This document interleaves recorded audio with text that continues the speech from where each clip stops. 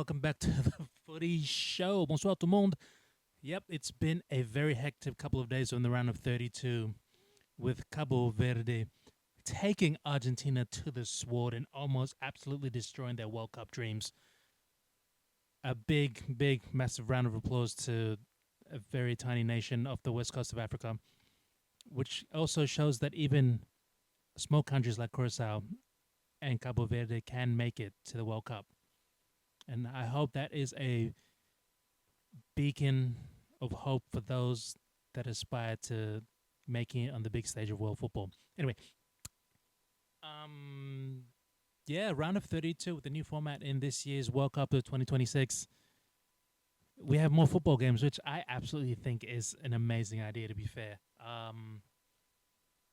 But I need to get into this round of 32 before we play the US. Le Senegal absolutely destroyed Belgium 2-0. And by the 56th minute, we were already down. Doku and Kevin De Bruyne were taken off. Lukaku was subbed on at the half. And I was reading the comments. We were absolutely finished. We were gone.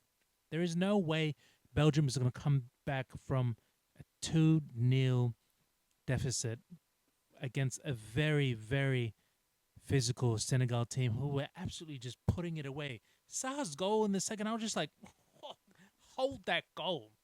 What an absolute strike. Just controlled it off his touch and then bang.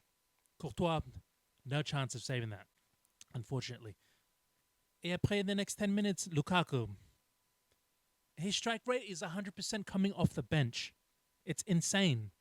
And people said he was finished. You guys go hold that. He just came off the bench. Hold one goal. 2-1. Let's go. 5 minutes left. Yuri Tillemans. After the hydrations break, bang. Golazo. 2-2. Senegal had no response. They were thinking, let's take it to the pens. But you know what? To be fair, the biggest talking point in this whole game was the penalty that was given to Yuri Tillemans in the penalty box. I will say this once and for all. His heel was clipped before the ball was even touched. The defender came, he knew what he was doing. Had he hit the ball first and hit his heel, we'd be talking about something else and a different outcome. I'm sorry, that is a pen every day of the week and at any level of the game. So, you know what? People got to get over it. To be fair, football is a bit about luck as well as skill, technicality, tactics. It's part of the game, and I think nothing hard done was done by it. But the hilarious thing is they were lying on the penalty spot, thinking Lukaku was going to take it, and then Tillemans, donne-moi la balle. This absolutely just buried it, top shelf. What to take away from it? Like, I think there's a lot Belgium can learn. Going down, if we were going down 2-0 to a much tougher opposition, I'm not saying Senegal is shit, but to be fair, that's just been the narrative for AFCON countries this whole year. They're good at getting off to a good start, somewhat controlling the game, but they can't finish big games off, unfortunately. Le Maroc, c'est différent because the Moroccans they're just built different at the moment. I think the under-20s won the under-20 World Cup, so, you can really tell where they're at.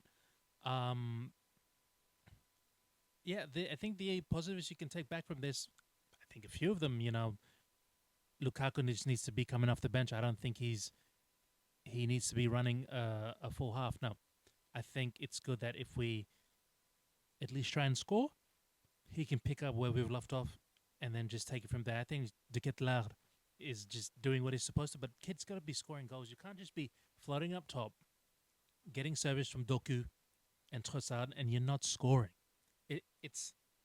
There's a breakdown in tactics there where I think De Bruyne was absolutely gassed. It was not doing much, and I think that needs to be reviewed. And he needs to. The more he touches the ball, the better it is for the team. Let's be honest.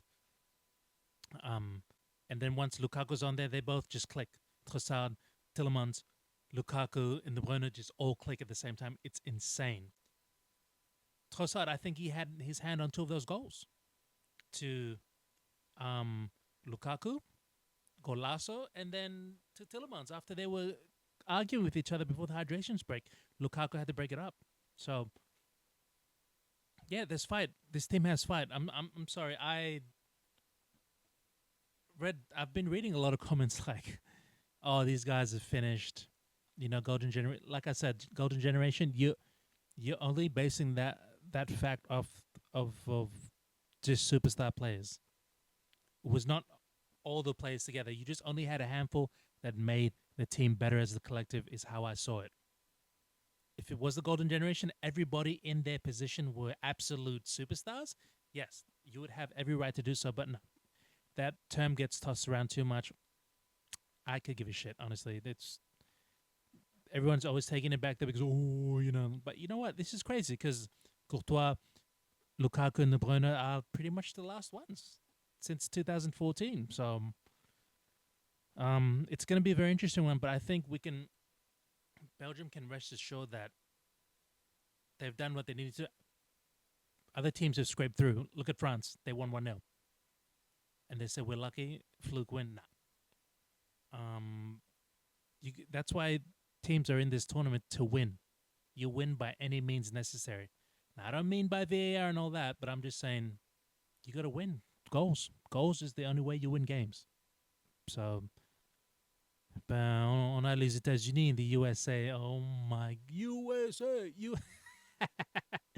Oh my goodness, I got so many mates in the US, like it's crazy. That preview is going to be awesome. So, yes, people, please, that was the full time show, and